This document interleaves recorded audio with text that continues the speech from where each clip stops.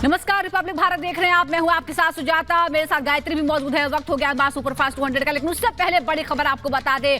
मुख्तार अंसारी की बीती रात मौत हो गई है। अब देर बाद पोस्टमार्टम किया जाएगा। 9 बजे का समय बताया गया है। परिवार की मौजूदगी में पोस्टमार्टम होगा। आपको बता दें कि बीती रात अचानक तबीयत बिगड़ी, अस्पताल ले जाया गया और फिर पता चला कि हार्ट अटैक की वजह से मौत हो गई मुख्तार अंसारी की। कुछ दिन पहले भी मुख्तार की तबीयत बिगड़ी थी, अस्पताल लाया गया था, लेकिन उसके बाद कुछ ही देर के इलाज के बाद छुट्टी दे दी गई थी। लेकिन बीती रात फिर से तबीयत बिगड़ी और अस्पताल में इलाज के दौरान मौत हो गई। डॉक्टरों ने कंफर्म किया कि हार्ट अटैक की वजह से मौत हुई है। पोस्टमार्टम के बाद परिवार को शव सौंपा जाएगा, गाजीपुर ले जाया जाएगा। 9 बजे बताया गया है समय जब पोस्टमार्टम शुरू होगा।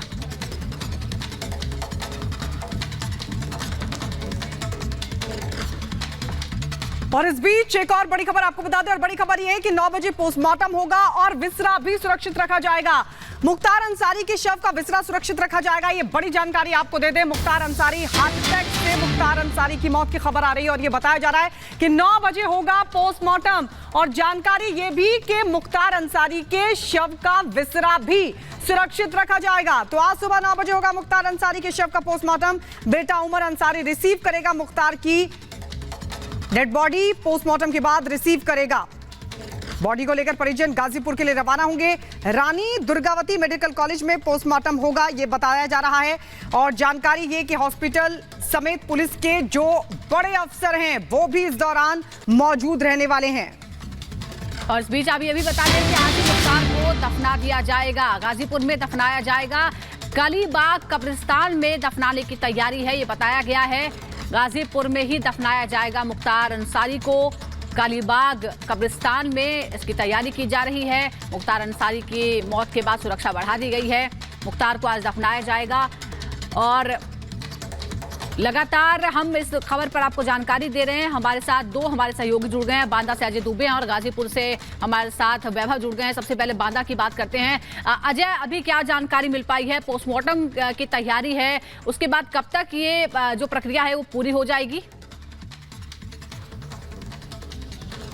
देखिए, 2 बेहद ही महत्वपूर्ण जानकारी मैं आपको देता हूं। एक पोस्टमार्टम से जुड़ी हुई है, जो कि ऐसे मामलों में अगर जुडिशियल कस्टडी की स्थिति हो और मौत हो जाती है, ऐसे मामलों में जो पोस्टमार्टम होता है उसकी जो लीगल प्रोसीडिंग होती है, परिवार के आरोप भी है, जो जहर खुरानी की बात है, परिवार की तरफ से भी जो आरोप लगाए गए उन बातों को भी संज्ञान में रखते हुए पोस्टमार्टम वीडियोग्राफी के माध्यम से किया जाएगा, जिसमें जो टीमें इलाहाबाद से, वाराणसी से बताया जा रहा है, मेडिकल टीमें लखनऊ से, सुपीरियर मेडिकल टीमें यहाँ पर पहुंच रही है, उस पूरी प्रक्रिया की वीडियोग्राफी भी की जाएगी। और क्योंकि जहर की भी बात बार कही जा रही है, तो ऐसे में जो बताया जा रहा है कि विसरा, उसे भी सुरक्षित रखने की बात प्रशासन की तरफ से संकेत की जा रही है। इसके अलावा दूसरी महत्वपूर्ण जो बात है वो ये है कि परिवार इस बात का इंतजार करेगा कि अगर इफ्तार से पहले, जो आज रोजे की क्योंकि प्रक्रिया चल रही है इस्लामिक रीति रिवाजों में, अगर उससे पहले शाम को रोजा खत्म होने से पहले अगर शव पहुंच जाता है, ऐसे में तो आज ही सुपुर्दे खाक करा देंगे। अगर उसके बाद पहुंचता है तो परिवार आज नहीं कराएगा। परिवार की तैयारी आज की उसको लेकर नहीं रहेगी। परिवार की तरफ से भी प्राथमिकता ये है कि अगर समय रहते गाजीपुर पहुंच गए तो पहले जो गाजीपुर में जिस गांव में अंसारी परिवार का वो मशहूर फाटक वाला घर है, जिसे फाटक के तौर पर जाना जाता है, वहां पर अंतिम दर्शन करने के लिए जो उनके चाहने वाले हैं, अगर कोई मिलना चाहे, देखना चाहे, कोई आखिरी बार दर्शन करना चाहे, माफ करिएगा, तो उसके लिए इंतजाम वहां पर किए जा रहे हैं। लेकिन महत्वपूर्ण यह है, सबसे महत्वपूर्ण बात, कि अगर आज रोजे इफ्तार का समय है, रोजे के खत्म होने का समय है, उससे पहले तक गाजीपुर नहीं पहुंचे तो परिवार आज के दिन अंतिम संस्कार सुपुर्दे खाक की जो प्रक्रिया है उसे नहीं करेगा। ठीक है अजय दुबे, हम आपके पास लौटेंगे क्योंकि एक और जानकारी मिल रही है। और जानकारी के मुताबिक शव को गाजीपुर ले जाने का जो रूट प्लान है वो तैयार कर लिया गया है। काफिले में 25 से 26 गाड़ियां मौजूद रहेंगी। प्रयागराज होते हुए गाजीपुर ले जाया जाएगा मुख्तार अंसारी के शव को। पुलिस प्रशासन की गाड़ियां भी होंगी काफिले में, परिवार के लोग भी रहेंगे मौजूद। ये बड़ी जानकारी आपको बता दें। शव को गाजीपुर ले जाने का रूट प्लान तैयार कर लिया गया। हम सीधे रुक लेते हैं वैभव, हमारे सहयोगी गाजीपुर से सीधे लाइव हमारे साथ जुड़ गए हैं। वैभव, वहां क्या कुछ तैयारी, क्योंकि बड़ी जानकारी मिल रही है कि जो पूरा रूट प्लान है वो तैयार कर लिया गया है।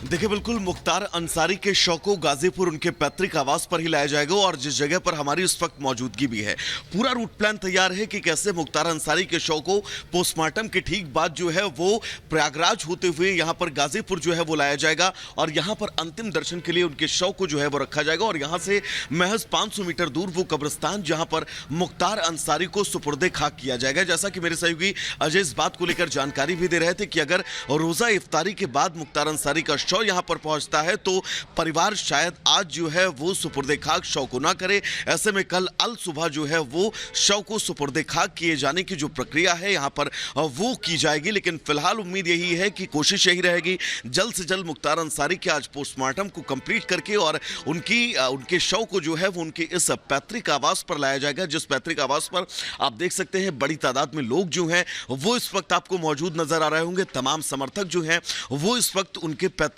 आवास पर पहुंच चुके हैं और सुबह से ही लोगों के जुटने का जो सिलसिला है वो जारी है।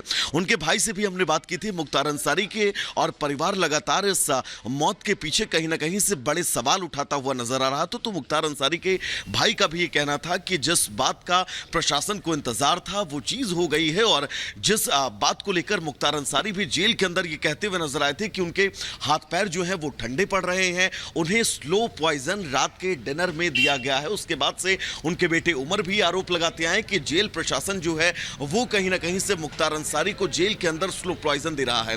मुख्तार अंसारी की तबीयत बिगड़ती है, उन्हें आईसीयू ले जाया जाता है। 14 घंटे लगातार मुख्तार अंसारी के इलाज के बीच उन्हें एक बार फिर से जेल शिफ्ट कर दिया जाता है। लेकिन कल ये खबर आती है कि मुख्तार अंसारी को जो है वो हार्ट अटैक हुआ है और कार्डियक अरेस्ट के बाद सीधा मुख्तार अंसारी को हॉस्पिटल ले जाया गया, जहां पर तकरीबन 2 घंटे बाद मुख्तार अंसारी को मृत घोषित कर दिया गया।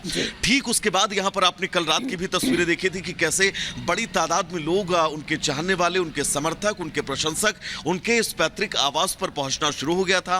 प्रशासन ने यहां पर लोगों से शांति बनाए रखने की अपील की और प्रशासन की तरफ से यह भी अपील की गई कि लोग यहां पर बड़ी संख्या में न जुटे। पूरे इलाके में धारा 144 जो है वो लगाई गई है और न सिर्फ यहां पर गाजीपुर में बल्कि गाजीपुर के आसपास हम मऊ की बात करें, प्रयागराज की बात करें, यानी कि पूर्वांचल के वो तमाम इलाके। बिल्कुल, देखिए दोनों तरफ से हम तस्वीरें दिखा रहे हैं। एक बांदा हॉस्पिटल के बाहर हमारे सहयोगी मौजूद है और साथ ही गाजीपुर जहां पर शव लाया जाएगा वहां हमारे सहयोगी वैभव मौजूद है। लेकिन इस बीच बहुत से लोगों की प्रतिक्रियाएं भी सामने आ रही है। मन्ना सिंह की पत्नी मंजू सिंह क्या कह रही है मुख्तार अंसारी की मौत के बाद, आपको सुनाते हैं। हमको अंदर से बहुत शांति और सुकून मिल रहा है और बहुत हम अंदर खुश है। हमको खुशी की आंसू आ रहे, खुशी से हम बहुत खुश हैं और मेरे पति की आत्मा को शांति मिला है। हम बहुत खुश हैं, बहुत जितना चाहिए उतना ही खुश है।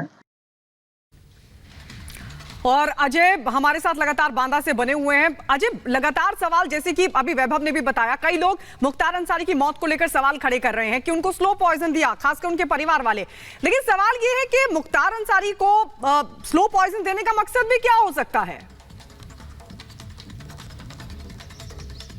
देखिए, ये आरोपों की बात है। लगातार जो परिजन है आरोप लगा रहे हैं। परसों के दिन अफजाल अंसारी से इसी दुर्गावती अस्पताल के अंदर भी बात की थी हमने, उनके बेटे उमर से भी बात की थी और सीधे सीधे वो वही बात कह रहे थे। उससे पहले जिस वकील ने अपनी तरफ से जो लिखित पत्र दिया था कोर्ट में, जिसमें उन्होंने बात कही थी कि इस तारीख को और इससे पहले भी इस तारीख को जो जहर है वो दिया गया। इन सब बातों को तरीके से पेश परिवार अपना पक्ष रख रहा था और इन सब बातों को परिवार कह रहा था। लेकिन तकनीकी तौर पर अगर देखा जाए तो पुलिसिया जो प्रक्रिया है, पुलिस रिकॉर्ड्स को लेकर चलती है, जो फूड्स दिए जाते हैं, क्योंकि ये बड़ा हाई प्रोफाइल मामला है, तो जो चीजें खाने के लिए दी गई उनका भी रिकॉर्ड्स है, जिन्होंने बनाया उनकी भी रिकॉर्ड्स है। तमाम फैक्ट्स है जो पुलिस अपनी तरीके से प्रिपेयर की हुई है। इस सवाल पर कोई आला अधिकारी जो है, बड़ा अधिकारी कोई है, वो जवाब नहीं दे रहा है। लेकिन महत्वपूर्ण ये है कि लेकिन पूर्व डीजीपी ओपी सिंह ने कहा है कुछ, पहले वो सुन लेते हैं, आपके पास हम लौटेंगे।